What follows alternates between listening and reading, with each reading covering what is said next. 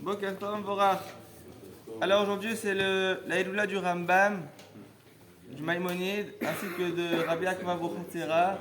J'imagine qu'il y a plein d'autres tzadikim qui sont décédés à cette date-là, mais on ne connaît pas leur nom ou leur date de décès. En tout cas, c'est sûr qu'on prie que leur zéchout, ils soient omedes pour nous, ils soient là pour nous protéger et pour amener des bénédictions à nous ainsi que nos frères qui sont en Eretz Israël. Maintenant, il faut savoir que le Rambam, c'était un des plus grands décisionnaires de tous les temps. C'est la raison pour laquelle le Shulchan Aruch, Rabbi Yosef Karo, lorsque il va écrire son livre qui s'appelle le Bet Yosef, oui, j'ai dit.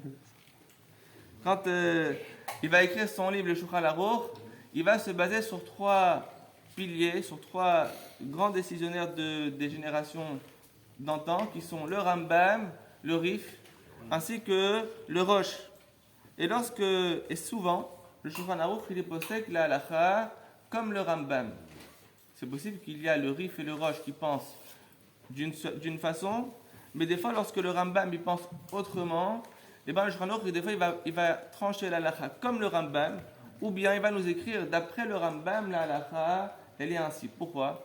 Parce que le Rambam, il a vécu tout d'abord en Espagne, mais ensuite il est parti habiter en Égypte et en Eretz Israël. Il a fini ses jours en Eretz Israël. Et c'est écrit que les lois du Rambam, ils ont été acceptées dans tout le pays d'Eretz Israël et la périphérie.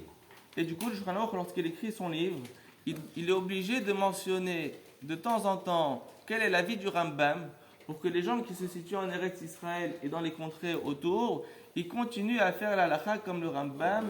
Pourquoi ? Parce qu'ils avaient pris sur eux ces décisions comme des décisions qui sont fixes et qui sont inchangeables. Donc ça, c'est d'abord la grandeur du Rambam. Maintenant, ce qui est intéressant, c'est que le Rambam, il avait un ratson, une volonté qui était extraordinaire. Il s'est dit, je vais rendre accessible tout le Talmud à la population. Et du coup, qu'est-ce qu'il a fait ? Il a écrit un livre qui s'appelle le Mishneh Torah, donc le livre du Rambam. En quelle langue il a écrit le Mishneh Torah ? En arabe, il a écrit. Pourquoi ? Pour le rendre facile, qu'on appelle ça, d'étude à la population. Cela a pris des années, mais Akadosh Baruch Hu, il voit justement le raton, la volonté de ceux qui veulent le servir véritablement. Et jusqu'à aujourd'hui, on a les écrits du Rambam, on étudie et on est possède la halakha, d'accord, comme le Rambam. Alors, juste pour rapporter une des paroles du Rambam, le Rambam, il a rapporté 13 principes du judaïsme. Et parmi ces principes-là, il y a ce qu'on appelle, je vais vous lire dans le texte qu'on le lit après la tefila, où chez Avo Melech HaMashiach, et que le Mashiach, il va arriver un jour, où chez Ametim Atidim Leachayot, et qu'un jour, il y aura la résurrection des morts. Alors, il n'y a pas longtemps, je regardais un documentaire concernant les pyramides égyptiennes. Pourquoi ils ont construit des pyramides ? C'était quoi le but de ces pyramides-là ? Est-ce que c'était pour des sources énergétiques, d'accord, telles de l'électricité ? C'est intéressant. Pourquoi ? Parce que ça serait quand même impensable d'imaginer que les Égyptiens vont construire des pyramides pendant plus de 20 ans pour construire chaque pyramide avec immensément de gens, d'accord, de force, d'accord, de gens, pour construire ces pyramides, pour enterrer dedans un pharaon. C'est illogique, d'accord, de faire tout ça, des années de travail, pour enterrer dedans des pharaons. Donc, a priori, ils expliquent que ça pourrait être quelque chose d'énergétique. J'entends, c'est une bonne idée, d'accord. Mais en tout cas, il y a quelqu'un qui a écrit qu'il y a quelque chose d'intéressant, un archéologue. Il dit qu'en fait, les pyramides, elles sont toujours construites sur des collines. Et les cimetières aussi, ils sont construits sur des collines, dans des grottes, sur des collines. Et il dit en fait, on fait attention, les Égyptiens, ils croient en la résurrection des morts, c'est la raison pour laquelle ils momifient les gens qui sont décédés. Et voilà que dans leur sépulture, d'accord, dans leur grotte où ils enterraient les morts, ils écrivaient leur nom. Et qu'est-ce qu'ils ont fait dans leur vie, etc. Et voilà que lorsqu'il a découvert une de ces grottes où il y avait une personne qui est enterrée, il a dit, voilà ce qu'est la résurrection des morts des Égyptiens.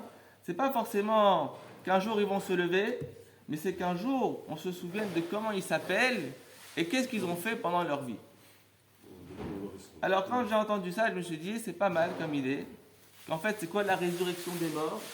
c'est se souvenir du défunt.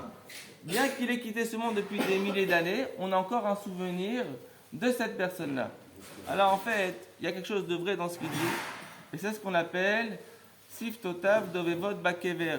Lorsque une personne elle dit un enseignement d'un sage d'Israël, qu'est-ce qui se passe? Il écrit que le mort dans sa tombe, ses lèvres elles sont en train de parler la même Torah qu'on est en train de réciter, que lui-même, il a récité, il a écrit lorsqu'il était en train de vivre. C'est-à-dire qu'en fait, il y a une résurrection des morts, avant même la résurrection des morts que le Rambam y parle, lorsque le Mashiach va venir et on va vraiment voir les corps qui vont ressusciter, parce que ça c'est ça la croyance.